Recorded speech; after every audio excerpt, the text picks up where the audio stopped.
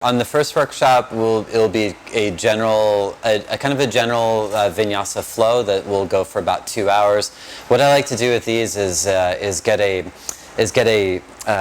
mind-body connection flowing, where people go into a kind of like a flow state, and that will be for the general public to experience what it's like to do vinyasa, a kind of a flowing movement of yoga. The next several days, on Saturday, we start with what will be mainly about pranayama, and pranayama is our yogic techniques for breathing. Why this is important is because what people find is that as they develop the capacity to breathe with control, they'll find that physically they are able to control their bodies much more. They'll be able to lift their legs, lower their legs, and have a lot more grace and lightness in their physical practice. But that's not where it ends. It continues into kind of more energy and more well-being in general. So a lot to say about that, and it's hard to find people who can teach it. That's the truth. It's hard to find people who will teach it. So it's one of those things that that advanced practitioners will most definitely want to do. Not a lot of teachers will teach pranayama because it's hard to teach, and it's also not very glamorous externally because there's not a lot of movements.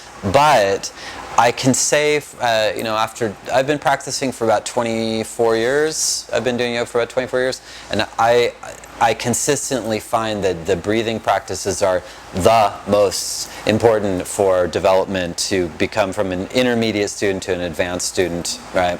Yeah. The third workshop will be on how to use one's spine correctly and how to do back bends.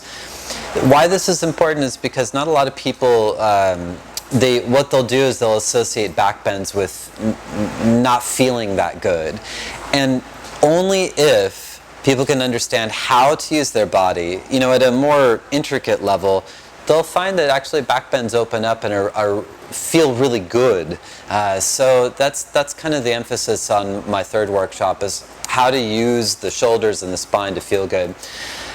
As we continue, the inversions workshop that I use is a lot about learning how to take the work from the pranayama, the yogic breathing, to control one's ability to lift up and go upside down, to hold oneself in position upside down for a period of time. And again, this is one of those things that requires a lot of technique. People will find that if they know how to do it, that they can do it a lot better than they think. So this is what I can bring. The last workshop is very much psychological. It's one of my favorite kind of go-to techniques for coaching and for when I'm having a personal challenges. It's from a system of Buddhist logic, yeah, and it's a way of experiencing how to get out of a mind that feels stuck and go into a space that's truly open and luminous and free. And I teach this because what my experience is that this is really the core of what yoga is truly about at a deeper level. Yeah.